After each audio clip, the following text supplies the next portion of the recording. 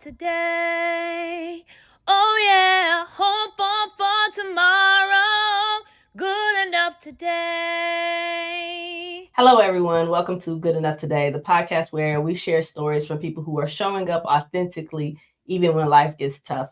I'm your host, Cheremma Lee, and today my special guest is the man, the myth, the legend, a community activist, a leader in his household amongst people, a man with an amazing story. I can't tell you. I'm so excited about this guest, Mr. Antony Jackson.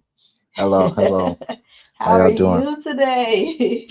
I am blessed today. That is awesome. I'm so happy that we get to share the same space. Like, I know how amazing you are, but I'm just happy to have your energy and mind together today. So thank you for being here. Awesome. It's an honor to be here, and thank you for being here as well. Awesome. Awesome. All right. So we start every episode the same way. Tell me, how are you feeling today, physically, emotionally, and mentally? That's your PEM on a scale from 1 to 10 for each one. Great question. Mm, How am I feeling today? Mentally challenged. Mm-hmm. How am I feeling today? Physically great. Okay. And how am I feeling today? Emotionally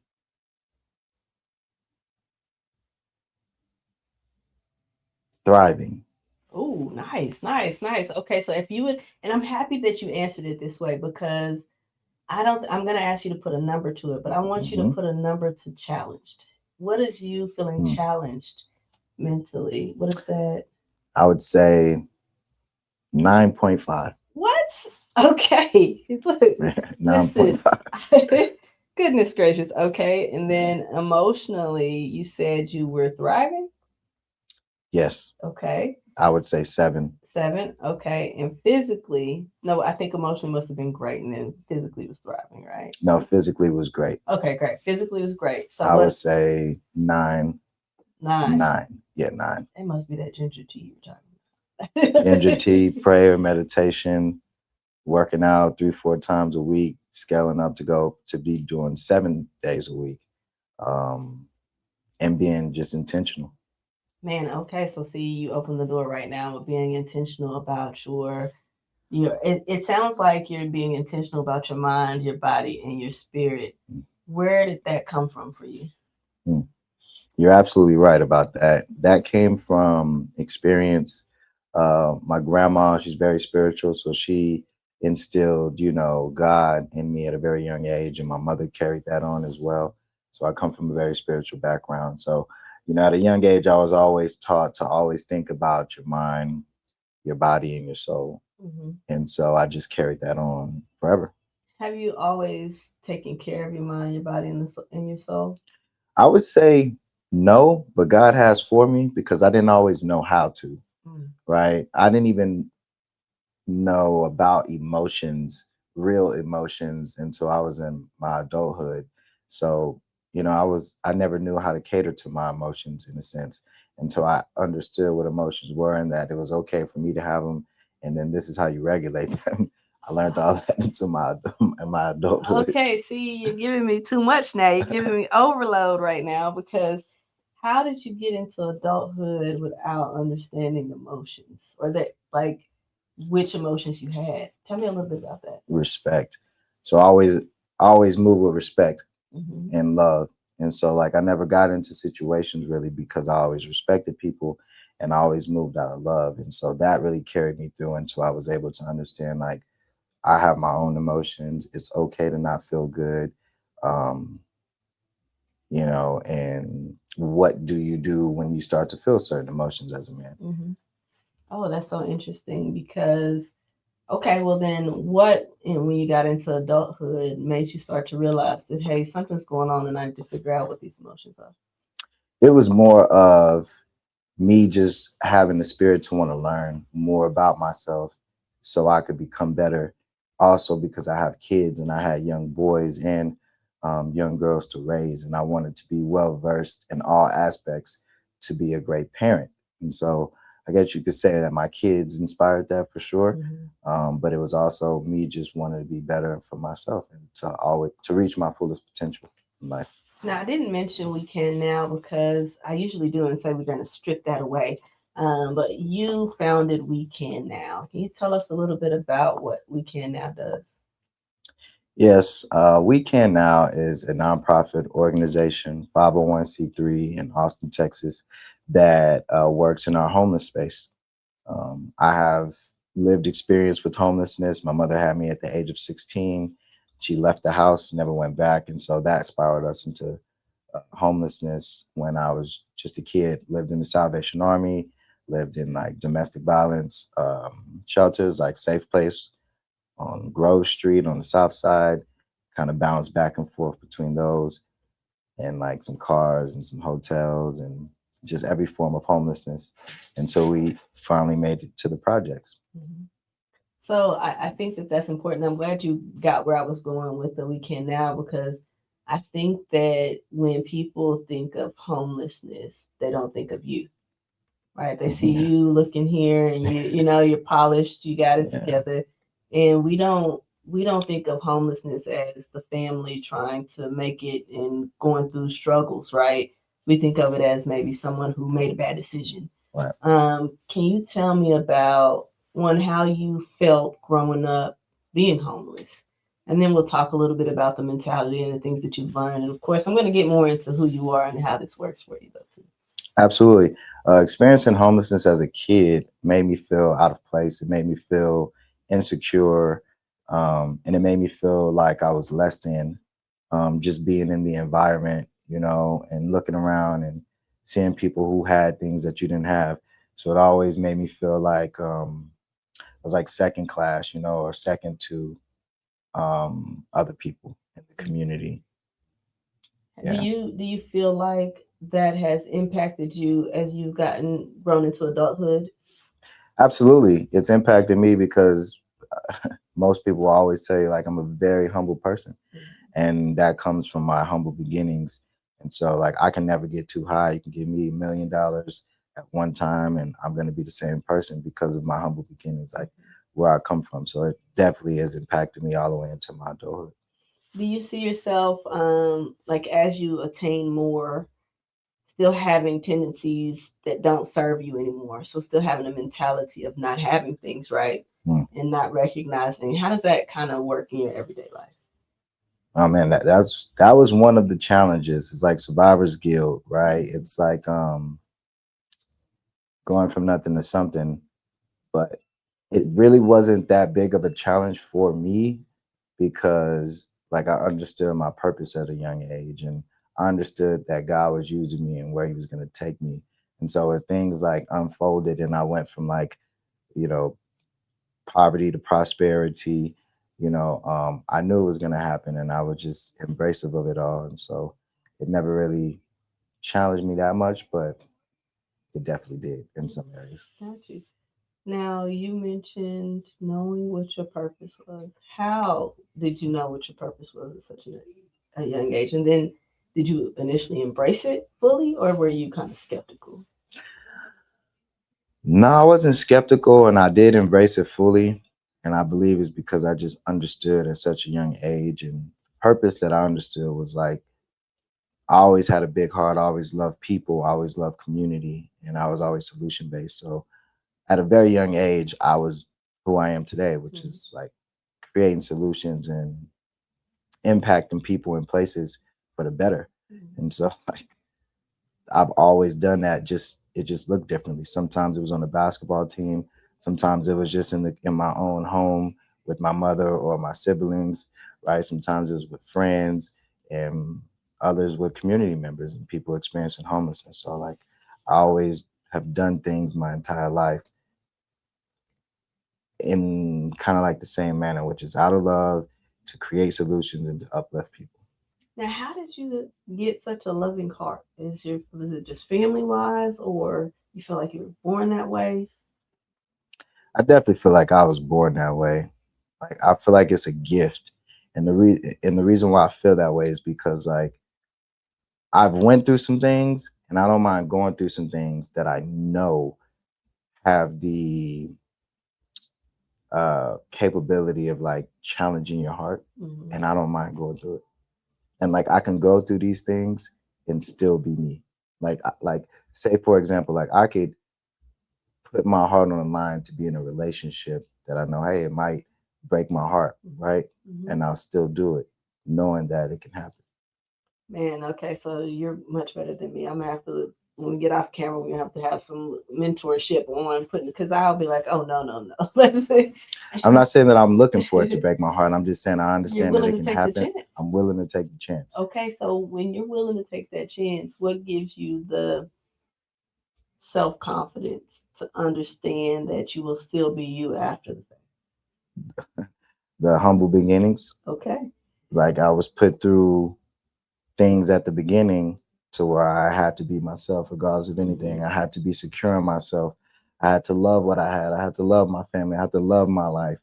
And I was able to do that and grasp that at a very young age. So it's like now anything can happen and I'm still going to remain who I am. I'm not saying I won't be challenged. I won't have emotions, but like at the core, I'm going to be okay. And I think that what you're saying is that you walk into the fear, right? You walk into the fear. And I say that I do that, right? But there are some things where I'm like completely irrational, because I feel like I'm more logical than emotional in a lot of situations. Except the other day, I was walking, there was a cricket, right? And listen, listen, I know that I'm bigger than that cricket. But Texas crickets can jump high now. Listen, they can jump high and they're shifty. And I was like, oh no, right? And I was like, why is it that in these situations I'm not more logical? Fear hits and I'm out, right? And I'm like, that's the feminine energy. Because and I don't know why, but there are some situations where I know that it's not logical to be fearful, but I will still be like, you know what? I'm going to give way to the fear. And so what you're saying though is for you that you can see that fear and you can understand it and you have the self-confidence and that trust in yourself. Is that something that meditation helps you to produce, or taking care of your mind, body, and spirit that gives you that sense of self that's going to keep you going? You hit it right on the head, sister. You hit it right on the head. That's exactly what it is. I pray every day. It's in my logo, as you can see. Heavy on the prayer. There's not a day that goes by that I don't pray multiple times. And I mean, when I mean prayer, I mean like take a moment out to either close my eyes, keep my eyes open, but be intentional about my word and what I'm manifesting, right? And so I do that multiple times a day, all day. I can't tell you a day that I've never done it. And working out definitely helps me with my mental, and it helps me with my physical, helps me breathe. It helps me just really create a safe space of solitude for me to be in, to express in a certain way. And meditation helps me be silent. We live in a world where there's a lot of noise, a lot of doubt, a lot of fear. I mean, just everywhere you look, coming out of your family, your friends, people next to you. And I feel like we have to be conscious of that, because that stuff can get into us and it can alter how we view the world and how we move in the world and how we do things. And so meditation helps me just be silent, quiet the noise, go within myself, meditate on strengths, meditate on weaknesses, and really doctor myself. And when I come out of that meditation, I have a direction of, for one, where I am and where I want to go. Oh, that's great. That's great. So you mentioned, meditating on your strengths and your weaknesses. How do you not allow the weaknesses to become, how do you to not allow yourself to get too focused on the weaknesses so that you don't allow your strengths to, you know what I mean? Because I feel like we are much more prone to focus on the negative and the things we need to work on, instead of saying, this is where I'm strong, this weakness is here, let me get a little step here and let these strengths. But it sounds like, and from what I've experienced being around you, your strengths are what you focus on, and those weaknesses you kind of just chip away at, right? Yeah, you hit it right on the head again. You know something. You know a whole lot. I definitely lean into my strengths, because my strengths allow me to do what I do. And so I definitely tap into it and I lean with it. But like you said, I do gradually, or to whatever capacity I can, focus on my weaknesses day by day by day by day as well. And they eventually get stronger. Now, do you, excuse me, do you have mentors or who do you lean on? Because you're running Weekend now, you're being this strength in the community for so many other people. Who helps you? God has helped me Mhm. and continues to help me. But as a person who always wants to get better, like I mentioned, I told myself that I would like some mentors and that I also need mentors, right? I had to get to that. And I've always wanted that. Let me give my mom some credit. When, I grew up single parent household, but when I was a sophomore in high school, living in Rosewood Projects on the east side of Austin, 78702 zip code, my mother did the genius thing, which is put me and my siblings into the Big Brothers Big Sisters program. And in that moment, I was able to feel the impact of mentors, right? And it filled gaps because my father wasn't there. All my uncles went to prison. So we didn't have any men that were in our lives teaching us anything. And so she put us in Big Brothers Big Sisters. She couldn't make the games. He did. Yeah. And my mentor looked like Shaggy from Scooby Doo, right? So think of I love an urban kid in hood, you know what I mean? And then some big 6'9" white guy with shaggy hair pulling up to the projects, knocking on the door. I'm leaving with him. We showing up at different places. People looking like, what is going on? I love But it. we built such a great, incredible bond. And at that point, I was able to see what mentors could really do for you. So not only did I become a mentor after that, like now I'm at the place where, like you said, I'm running Weekend now. And I'm at the stage in my life to where I'm like, no, I need mentors, and so I've been actively looking for mentors. I have good friends right now that are not necessarily mentors, but I'm asking them to be mentors. I got you. And so I'm in the transition of looking for mentors and having them. And I ask you that question because I think that sometimes we think that we're at a point where we got it, right? And I think that sometimes people see us from the outside looking in, thinking we're doing it, right? We're doing it. Right. But I wanted to make sure that we touch on the fact that we all need help. We all need help. All of us. And sometimes we can pray and we can hear things, but sometimes those messages come from people outside of us. And God sends those people. And so I definitely want to touch on the mentorship. But I wanted to go back to one thing that you mentioned about being in a domestic violence shelter. And experiencing domestic violence or witnessing domestic violence at an early age. And how do you think that's impacted you and how you move through the world? Well, for one, it's a great question.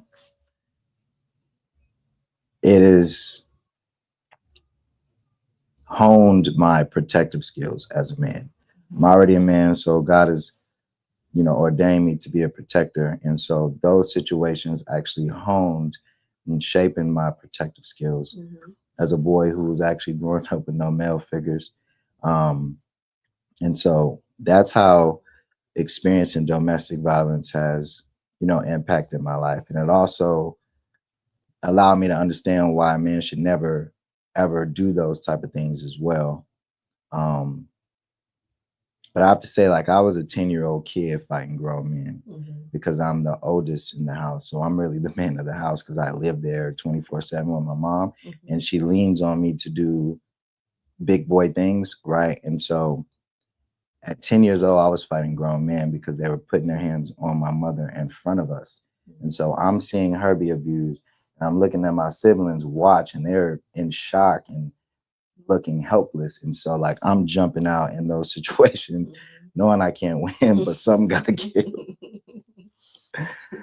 Something got to give. And experiencing that shaped my protective skills and allowed me to understand the importance of like what a real man is like and what a man who can regulate his emotions and problem solve and protect and provide, right? What that really is supposed to look like, because I've seen a person who is incapable. I've seen what that looks like. So No, I think I hope I that's made sense. No, it made a lot of sense. Trust me. And in one of my former lives, in my former careers, I was a domestic violence advocate, right? I represented victims of domestic violence. And I think that we don't, usually we hear from the victim, right? We don't get to hear from the family. We don't hear the perspective of the child or the person that is on the outside looking in, right? And how it impacts them moving forward. I know we can look at the studies of children. But what I find interesting is that in some cases, people who have seen domestic violence, they turn into abusers too, right? And you have chosen the opposite way, and to live and lead with love. Oh yeah. And I first off, it's commendable, but I think that I hope you recognize that that strength is something that a lot of people don't get from their journey, right? Because there's so much anger in going through that. And I did hear one thing though, is that you would get out there and fight people you knew you couldn't win. Oh yeah. Right. And so were you scared then? Absolutely. These are street guys. You know, these were grown men, physical bodies. I'm only 10 years old, so I'm 4 feet or something like that, 4 or 5, or however. These are 6-foot men, you know, and they very much knew, like I was like a fly, like they just thumped me. And I'm like, you know, they didn't have to, some of them, it was actual real fights, you know, like fists and things, because I started to get tougher and I got to make something happen, because every time this happens, I do this and nothing, we don't win. And so like, it really had me learning how to protect at a very young age. And, you know,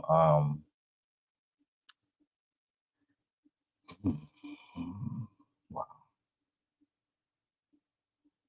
I will also say this, when I tell you about the love and how we're expressing that right now, I want people to be able to understand what that looked like in real life. So those tables always turn. And so what that means is like, I became a grown man and I became strong and confident. And I've had my fair share of battles and fights and things like that, just being a male. And so in the community, guess who I seen in the community? Some of these same men who are now way older, drugs and certain things in their lives have gotten them weakened and in a very vulnerable state. And I've crossed paths with these men, just like I'm looking you eye to eye. And I chose not to do what I impose my will. That's God right there, because I'm not sure that, you know, the forgiveness, I think, because if you didn't have forgiveness, people think forgiveness means that, like, I like you now, right? But the forgiveness means that what you did is not impacting me anymore in a way that holds on to my heart, my spirit, right? And so, how do you think you've gotten to that level of forgiveness? I've always had it. That's what I'm saying. I've always moved out of love. I've always moved out of love. That's why I said I felt like God gave me that gift, because I am still a human and I do get challenged. So my heart does feel this and that, but like the essence of it, it just doesn't budge. It's just love. You're not trying to harm anyone. No. Now, I think it's interesting that you also mentioned that you have daughters. So how has 2, what you've done? Olivia, Yes. my Olivia and Kinsley. I always love people with like, you know, we're the best, right? I feel like we're the best. I'm a girl, but I'm always down for the girls, because I feel like we're gonna give it all to you. We're gonna teach you all the lessons, but it'll be good in the end. Man, so precious. So precious. Y'all are so precious. I feel bad for my dad all the time. I'm like, you know, no, I'm sorry. Don't be but sorry. Then I'm like, can you give me this? You know, I'm grown. I can get all the things. And I feel like, you know, we go to the store, will you pick this up? And he does it. Yeah. And I appreciate that. And so I wonder how your upbringing, the things that you went through, especially with the men, and understanding how they can be, how does that impact how you raise your daughters or the lessons that you teach them? Great question. I don't think I've ever been asked that question before. So how does my upbringing with some of the men that raised me impact how I raise my daughters? I think it just helps me be a better man, because I understand, like, learning through other people's mistakes. So I learned and I was able to see like what not to do, you know? And I think that's how it impacts. You know, I have my own mind, and so I make my own decisions, but I definitely could see how I utilize what I've seen from those men in my life that impacts me and helps me, raise my kids and my daughters. Now you go out to the community every week and plus some, right? To go and you reach out to homeless people and you're sitting with them, you're talking to them, and you're listening to their stories and then also trying to help in any way. Mm-hmm. How do you deal with one, not being able to help everyone? And then two, how do you keep going when things get to be a lot? Um, I lean 100% into my purpose. And so I allow my purpose to do its due diligence in the moments. And so I don't feel like I try to help people. I feel like I understand that I can help people. It just depends on what people see as help. And so even just sitting with someone can be help, or even just looking someone in the eyes can be help, or even just speaking to someone, hello, how are you doing, can be help. And so I always feel like you can always help somebody. It just depends on how you feel about yourself and what you consider as help, and when it gets overwhelming, I do my best to understand that this is how it's supposed to feel, because we're creating change, and God gives his toughest soldiers his toughest battles. And so it's supposed to feel heavy, it's supposed to feel like war at times, it's supposed to engulf you. It is supposed to challenge you and stretch you, and you're supposed to feel the emotions that you feel behind being great and being chosen and being anointed to serve such a great purpose. So you embrace it all. Everything. The good and the bad, Everything. it comes with it. I tell people that, like, if it's meant for me for my demise to be in this purpose, then that's what it's meant to be. Okay. So I have a couple of questions for you. One, if you were speaking to someone, and I talk about, I didn't mention it here, but being stuck in the suck, right? When things suck, you can stay there for a moment, but you usually have to get back out of it and start moving around. But sometimes feel like you're just stuck in the part that kind of sucks. Mm-hmm. What would you say to a person who is stuck in the suck right now, and how would you encourage them? I would say embrace it, just like you would embrace the win when you're up and everything is good and peaches and cream, and you lean all the way into that and you feel every emotion and every fiber of what comes with that. I would say do the same thing when you're stuck in the funk. Embrace it, lean into it, appreciate it, because if you're experiencing it, you're absolutely supposed to be experiencing it for a reason and for a purpose. And so when you lean into it with all that you have, you'll learn to understand why you're there and what God wants from you, wants you to get out of that situation, which always equates to you becoming greater, stronger, better, and reaching your fullest potential in life. That's amazing. What's bringing you joy right now? Being a man that serves purpose, that has a purpose to fulfill. It's so interesting because I am in awe of people who know what their purpose is so early in life. And I wonder, excuse me, if you could put into words for the people who are walking through the world and don't understand what their purpose is.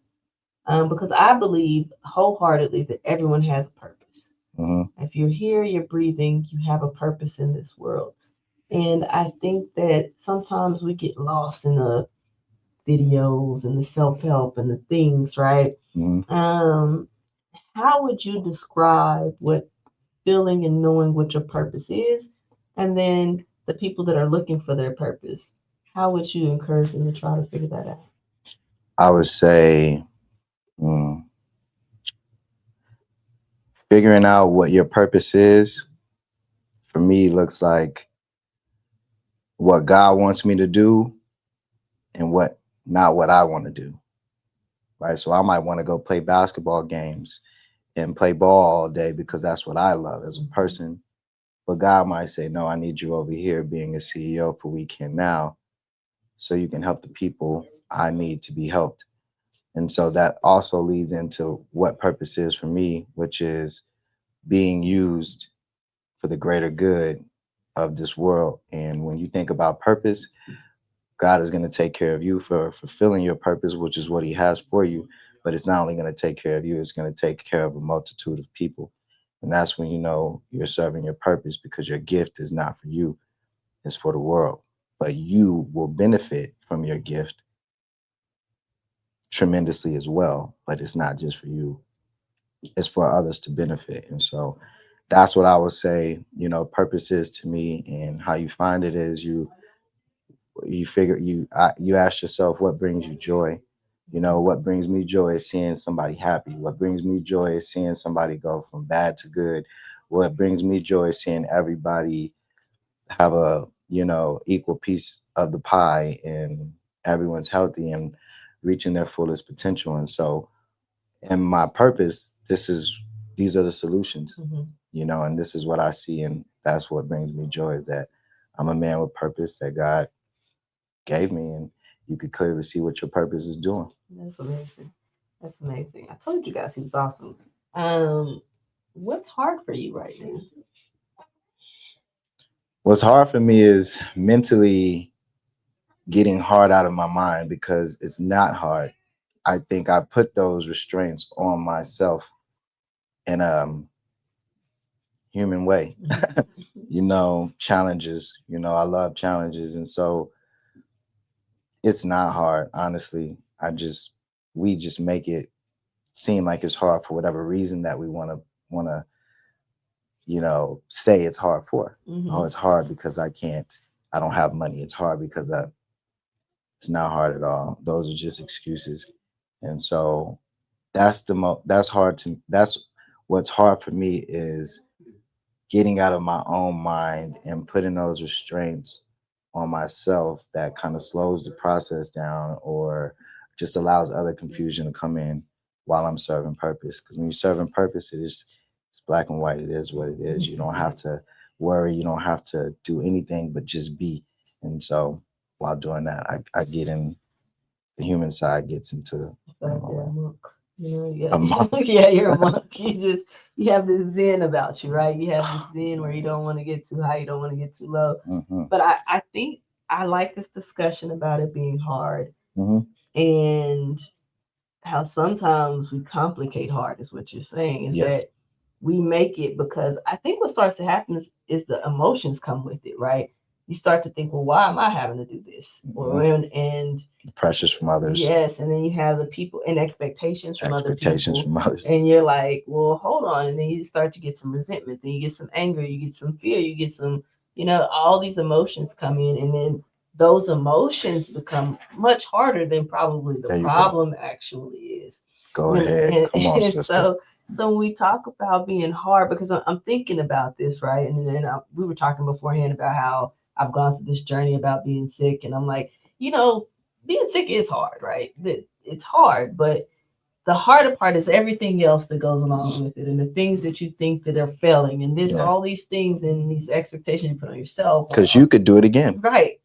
And I know that I'm going to be okay, right? Yeah. And so it's just one of those things where we think about hard. So let's think about that a little bit, because and I'm, as you're saying this, I'm going back in my life and thinking about when things have been hard and how did I make it a little bit harder, right? So you are actively working to, for lack of a better term, keep the main issue. I am working to quiet the noise and focus on the purpose, laser beam focus, and just hear God and the mission. That is amazing.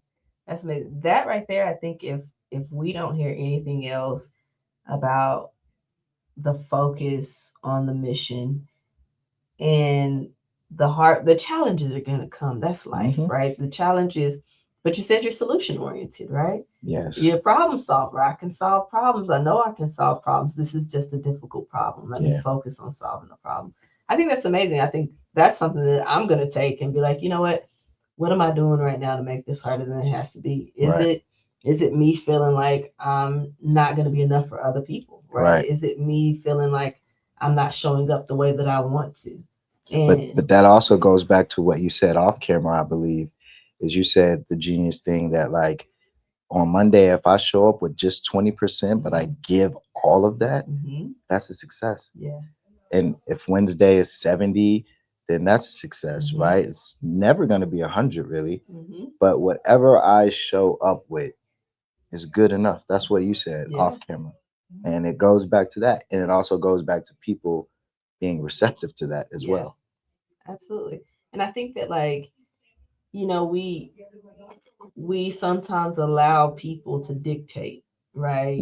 How we feel all the about time. it, you know, and it's like, well, I let them down. But you know, when we look at it, we're giving the best we can and we're doing the best we can. And so because of that, sometimes it won't be enough for everyone. But you think about the people who have a whole lot and they give some of people like, well, you should have given more. 10 million, right? Instead of the 3 million that you got. But they don't know how hard it was for you to give the 3 million. Or that you didn't have to do it at all. Yes. And so I feel like, you know, sometimes being service oriented, it makes it harder because you're giving and it'll never be enough for some people. Yeah. And then for some people, it's more than they've ever thought that you would give. Yeah. And I think that both can be equally true.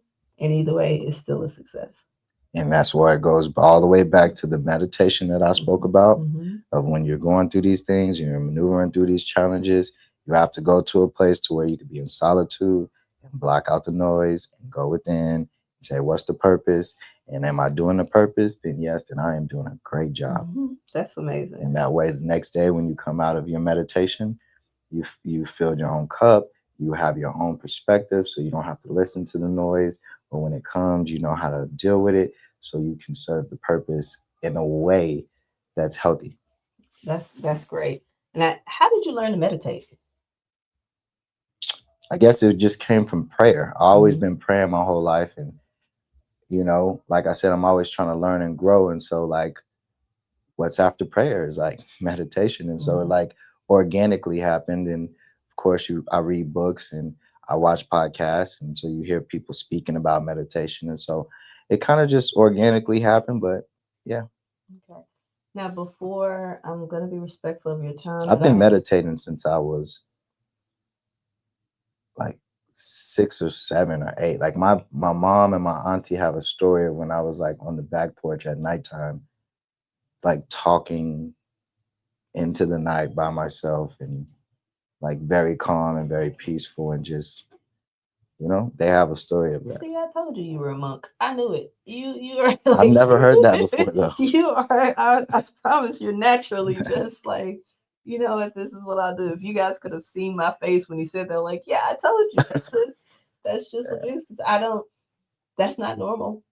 And not in a bad way, right? Right. But to be able to take a moment, and if we could learn that at such an early age, I think that would help to quiet all those things as you go through different stages of life, right? Because we don't really learn to sit still, quiet your mind, and figure out, okay, what is it that I really want and need, and kind of move forward through there. And of course, it looks different at different ages, but even just to sit and relax your body for a moment before you go. And so for you to be able to, when you said that you always knew your purpose, I think that was you acting it out. And that's something that I think that a lot of people don't have at such an early age. So that's a blessing. I that is amazing. But I knew, I was like, no, he's got this, like, you have a zen about you. But I also think that it makes it so that you can approach people who are in very, very difficult situations. That too. And they will feel your calm. And that calm can be contagious. And I think that is part of your gift, right? Yeah. In doing and living out your purpose. I want to go back because I feel like I'm doing your sons a disservice by asking but not asking, how were your experiences in domestic violence? How has that impacted how you parent your sons as well? Never been asked that question either. I don't think domestic violence has really impacted how I raise my sons, and if so, like subconsciously, it probably just makes me a little more intentional on raising them in the right way, making sure they can manage their emotions, make sure they get the information, make sure they're able to like use their own voices as a young age at a young age, so I can learn them, so I can guide them the right ways. You know what I mean? So in that way, honestly. Yeah, I think, and I wanted to say that because I think that, I mentioned the girls, but I think that it probably impacts how you parent generally, right?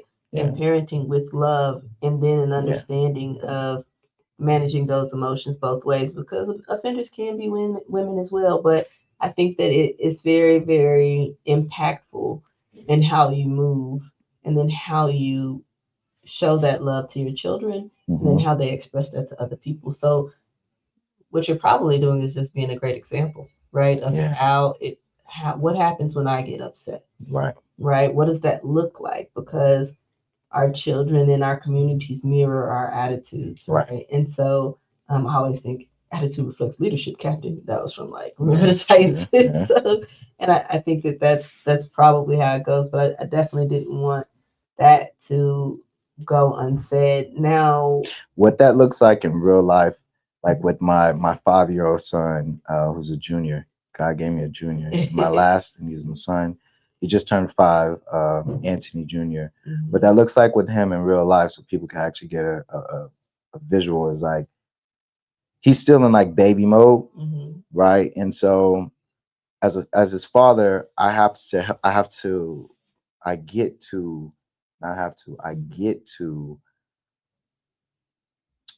lead him from fetus to baby, from baby to boy, from boy to young boy, right? And so I get to help him transition. And so right now, when he cries over things that he shouldn't be crying for, like he didn't hurt himself, right? He's crying because his sister won't change the channel on the TV. I have to sit him down and get eye level with him and tell him, like, son, it's okay to cry, right? Because as a man, I'm like, man, stop crying, you crying. Exactly. That's how I feel inside, right? But how it comes out is like this, son. It's okay to cry. It's okay to feel what you feel. But right now, you're crying over something that you shouldn't be crying over, right? Like, that's helping him understand how to regulate his emotions. It's okay to cry. That's a natural thing. But you can't cry over everything, right? Though, you know? And so that's what it looks like. No, that's amazing. Those are lessons that adults don't know how to do. When you think about I had to learn it too. Right. And I you see those people when they get older and they like cuss out their boss. Yes. Right. And then they lose everything. Or you see people that go to work, they get angry and they get out of character and it messes up their entire career or something. Yeah. Right. And for me, and especially coming from a community that hasn't historically valued mental health treatment, right? Oh my goodness. Counseling, it's like, we all have work to do in managing our emotions. And I would hope that as we speak more about mental health and people think of therapy, and I think they think of like the therapist is going to judge me and I got to go through all my past and they got to bring up everything that hurts. And I'm like, the therapy allows you to see yourself for who you are. And sometimes that's not a pretty picture. I think and you're absolutely right. And I also think at the very bottom of it, therapy will just give you someone you can talk to who won't judge you, who won't even say a word back. So it'll allow you to just get it out. Yes. And then sometimes while you're saying it, you'll be like, that's actually pretty messed up. Like that sometimes in your head, it sounds great. And then when you say it out loud, you're like, that wasn't my best. Too great. It wasn't my best. Yes, that wasn't my best. And so I think that just having that soundboard is of value. And I think that's important. So as you're talking about taking care of your mind, your body, and your spirit, I think that will be impactful for a lot of people and a lot of young men. Yes. Right? Because I think that even young women, we want to be able to do it on our own. Yes. Like I'm strong. I can figure it out. Yes. But we don't have all the tools Right. to figure it out. And I think that is very, very important. And I want to talk about or even if we do have all the tools to figure it out, Mhm. those tools still have to be sharpened. Yes. And that's experience. That's where you talk about wisdom. And you find someone who's gone to school or taken a course or seen more than you have in different situations that can be like, oh, just have the experience. Yes, that's it. They got the experience. That's just like calling a plumber versus you doing it yourself, right? Like the plumber's seen all these things. They come in there, they turn a knob, like, oh, that was it. And you're like, oh, that was easy. Right. But that's because they've done all these other things, and no, you just turn the knob, right? And so I think that's interesting. You work a lot with the homeless population. Yes. And I gotta tell you how much joy I see because I see your posts, right? And you take someone and you get them into an apartment or something, and so they move from being unhoused to being housed, and I think that's amazing. It is. What do you think right now is impacting the homeless population the most? What I think is impacting the homeless population most here in Austin, Texas, is the fact that the actual system, the homeless response system in Austin, has allowed people with lived experience like myself to actually be a part of the system to create change. I think that's been one of the greatest things that has actually caused change, because you have people, it's like we were just talking about, the lived experience, Right. the person who's been through it and they know. So we've actually allowed, or the system has actually allowed people with lived experience to come impact the system in many ways, right? And so you have people like me, who's a CEO from Austin, who experienced homelessness and created this organization with God, right, that now has entered into the system, right? So now I get to bring all of my experience and my wisdom and what God has given me to the system to change it. And then also on the bottom level, they allow, because of people have said, hey, you need more people with lived experience to be a part. Now they allow people who are actually experiencing homelessness now to come speak in meetings and to come be decision makers, and to ask them, are we hitting it on the head, or are we dropping the ball, and allowing the person who is experiencing homelessness right now to make the decision. Right. I think that's what's impacted Austin's homelessness right now. From your experience or understanding, what are common reasons that people become homeless? Yeah, that's a great question. Common reasons that someone will become homeless: a gentrification, which means you're being displaced in the system because you can't afford to live in a certain area anymore, even though you've been living there generations before you've been living there, generations before them you've been living there. A death in the family. So you gotta think about people who have lost a loved one, a husband or a wife, and that person was maybe the breadwinner or the emotional support or whatever to that union, left, and that person just couldn't handle it. Right. You got to also think about mothers who may have, or parents who've lost kids that they haven't been, and so they turn to alcohol or drugs or something. And then, right, also foster care. A lot of people don't know that children in foster care, once they turn 18, it's just like you open up the door and say, hey, you're 18, you don't qualify for these services anymore, and you got to figure it out. And like when you're 17, no one is sitting down saying, hey, you're about to exit out of foster care, so you should be thinking about a job or where you're going to go or what you're going to do. They're not having those. That's not a popular thing in foster care. I'm not saying that no one does that, but it's very seldom. And so you have a lot of people who turn 18 and they've been in foster care since 11, 12, 15, whatever. As soon as they turn 18, it gets cut off. And so now they got to literally leave that house or where they were, and they end up being homeless because they don't have a plan, they don't have a job, they don't have this, that, and now they don't have a support system. And so those are a couple. Other ones are like, you lose your job, you know, you get laid off, you know. So just imagine being on a job 5 years, you're doing good, you're paying your rent, you're doing everything you're supposed to do, you're living comfortably, but then the economy changes and boom, you get laid off with 500 other people who get laid off. Yeah. And you wasn't even thinking it was going to happen. You don't have a plan. Maybe you even do have a savings of $20,000, but the economy is changing. So you're out there trying to find this, find that. You got to have an income. You ain't finding a job fast enough. You're eating that savings up, and you don't have family or friends because you moved from California to Texas or wherever, and all of those things play a huge part in when something happens abruptly in your life, and becoming homeless or not.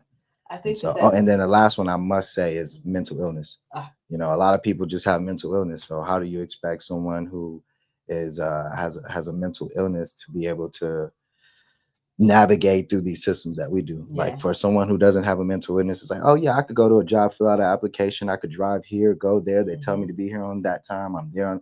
But a person with mental illness can't do all those things. Yeah. So how are they supposed to survive in this and that? In Austin, we don't have a huge mental health support system. We just have integral care. And so I won't go too deep in it, but that's why you see a lot of people out there talking to themselves at the lights. You think that it's a drug. Right. You think that they did drugs and now they're out of their mind. No, they've had a mental illness, and they just happen to be, and it's not being treated, and now they're homeless, and now you can just see them. So what do we do about it? We do exactly what we're doing right now in Austin, which is bringing all stakeholders and all of the community and bringing everybody to the table to have the conversations about homelessness, which is the racism, which is the inequities, which is the displacements, and we'd be totally honest about what we've done and how we've gotten to the issue. And you have everybody at the table, and then you sit and you speak about, okay, what are our strengths? Where are we going? Who's going to do what?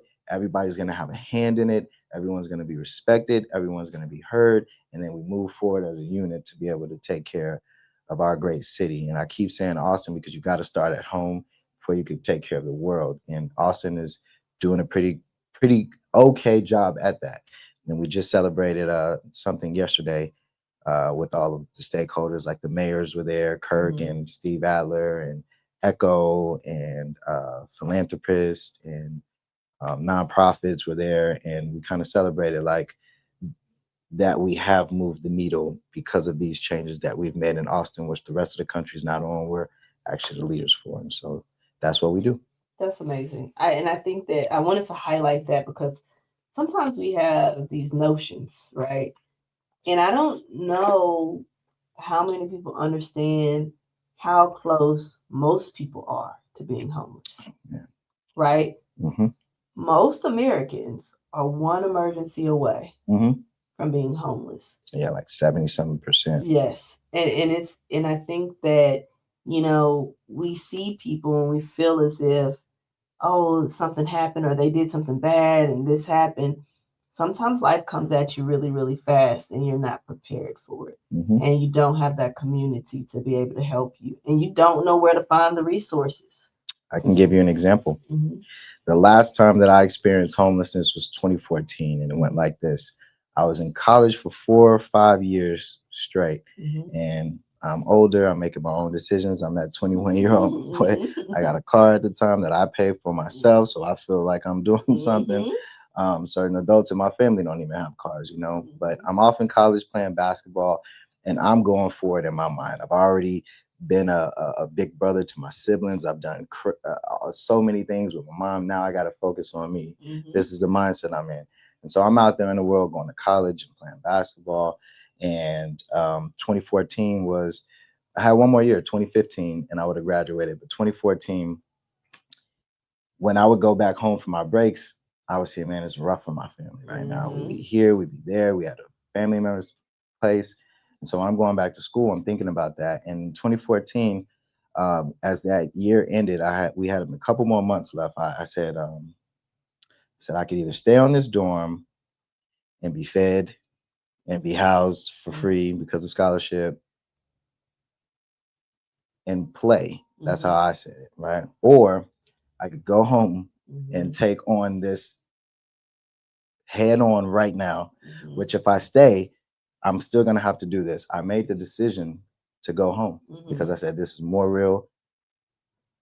You know what I mean? I don't want to waste no more time. If I waste 2 or 3 more months here at school, I could have been doing something over here that's going to help my situation. I packed all my stuff up in my Cadillac Sedan DeVille. I still have it. I drove home.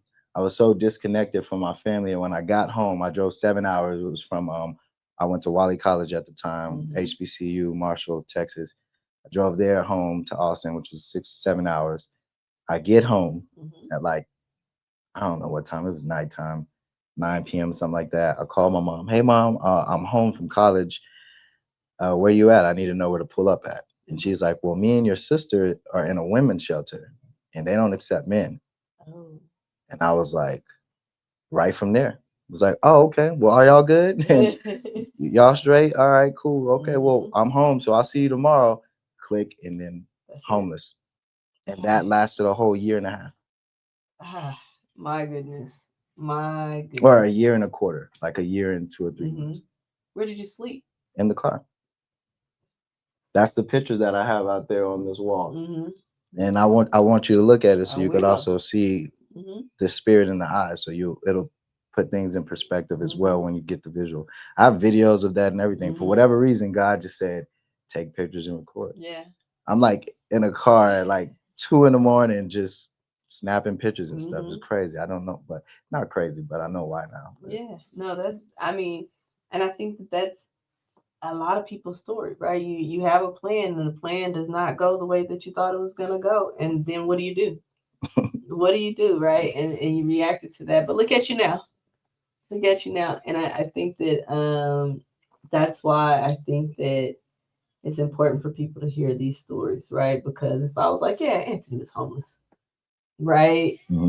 We discount what kind of homeless you were. Yeah. You know what I mean? Like, it's like he was homeless, but he was sleeping with his, on somebody's couch. Yeah, which is still homeless. Right. And I'm like, yeah, no, but you don't understand what that is for people. So how can we connect with We Can Now, and what can we do for We Can Now?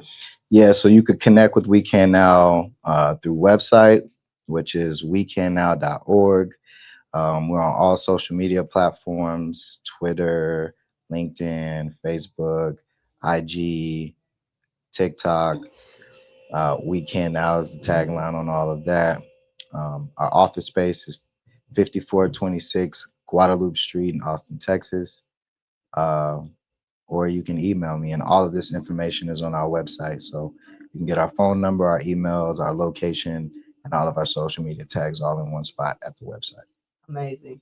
And every Sunday you guys are out, right? Every week we have volunteer opportunities where we encourage the community, especially those who want to learn more about homelessness or just impact their community in a way, to be able to come out every single week to be boots on the ground and to speak and, be in alignment with people that are out there on the streets that they either pass by every day going to work or whatever. Really get an understanding of what homelessness is and to really be able to help someone up. So that's every week at Sunday. Locations do change, but right now we're at San Marcos and Cesar Chavez, the intersection right next to the library across from the yoga shop. That's amazing.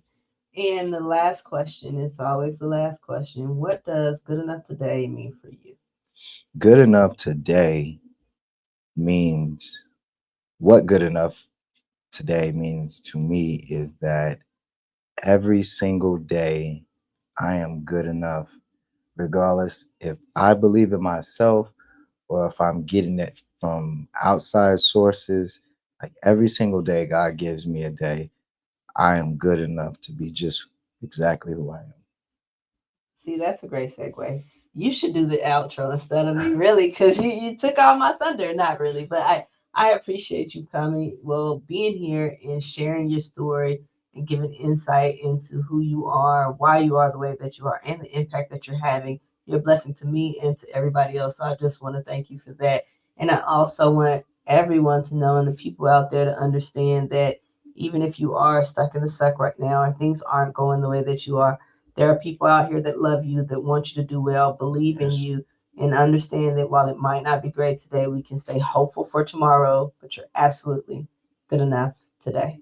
For tomorrow, good enough today.